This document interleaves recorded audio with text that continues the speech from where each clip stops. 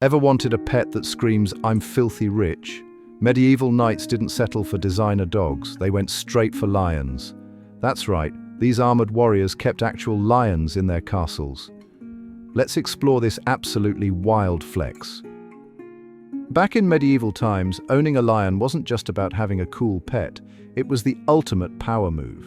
Think of it like today's billionaires buying private islands, except way more dangerous. Lions were seen as symbols of strength, courage, and royalty. Kings and nobles would show off their lions to visitors like, "Oh, this old thing, just my casual pet lion, no big deal." They'd keep these big cats in special enclosures called menageries, which were basically the medieval version of a private zoo. Having a lion meant you had enough money to import an exotic animal from far-off lands, feed it massive amounts of meat, and pay people brave enough to take care of it. It was basically a roaring billboard that screamed, "I'm loaded." Getting a lion wasn't as simple as popping down to your local pet shop. These majestic cats came all the way from North Africa through some seriously wild trade routes. Merchants would brave scorching deserts and treacherous seas, capturing young cubs and transporting them in wooden cages across the Mediterranean. These lion traders were basically the medieval version of exotic pet dealers, except with way more risk of becoming cat food. The journey could take months, and plenty of cubs didn't make it. But those that survived would fetch astronomical prices. We're talking enough gold to buy several castles. Some particularly brave or crazy knights would even go on expeditions to catch their own lions during the Crusades. Talk about bringing back an unusual souvenir. The Tower of London wasn't just a fortress, it was home to England's first zoo.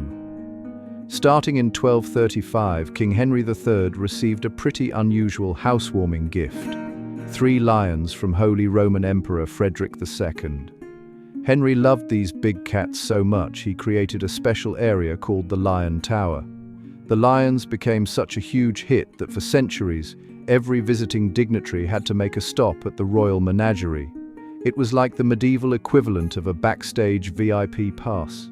The tower's lions were so famous they even inspired the 3 lions on England's royal coat of arms. But here's the funny part.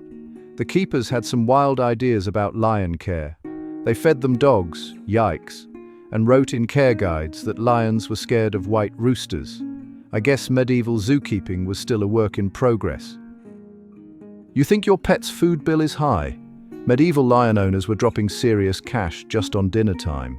These big cats weren't exactly satisfied with leftover mutton. They needed around 10 pounds of fresh meat every single day.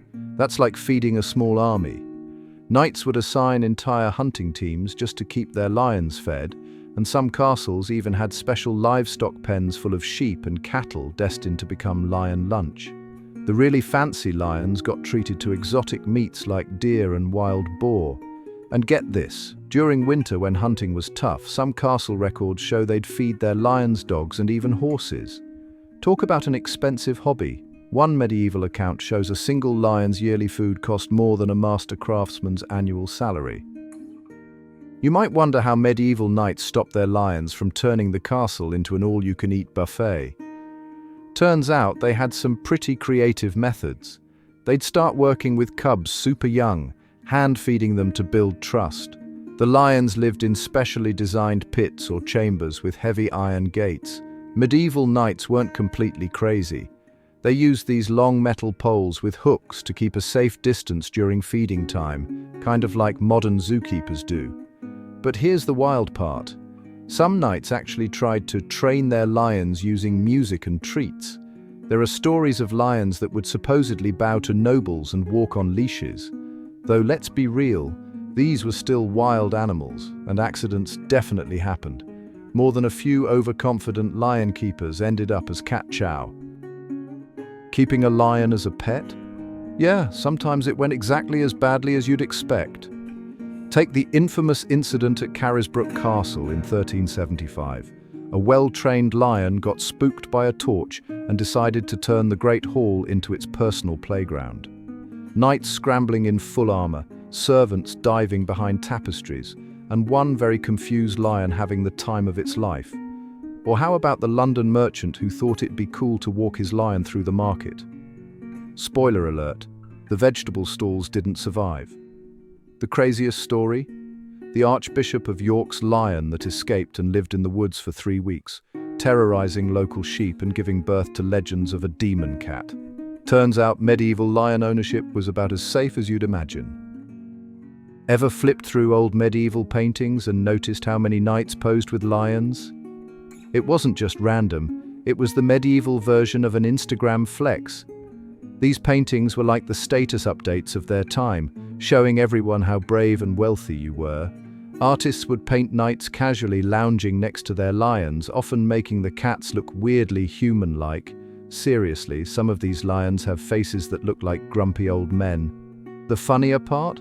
Most artists had never actually seen a real lion, so they'd just wing it based on descriptions. That's why some medieval lions look more like fluffy dogs with manes. These portraits weren't just art, they were medieval marketing screaming, "Look how cool and fearless I am, hanging out with this deadly predator." Being a medieval lion keeper was basically playing a real-life game of don't get eaten. These brave, or maybe just crazy folks had the wildest job description ever. They'd hand-feed these massive cats, clean their enclosures, and somehow try to keep them entertained, all while trying to keep their limbs attached. The pay was pretty good, but there was a catch. You had to stay alive to spend it. These keepers developed some clever tricks, like wearing super noisy boots so they'd never surprise the lions, and always keeping a massive shield handy. Some even wrote detailed guides about lion care, though my favorite tip was, make sure the lion respects you. Yeah, super helpful advice there, medieval dude. Ever tried giving a cat medicine?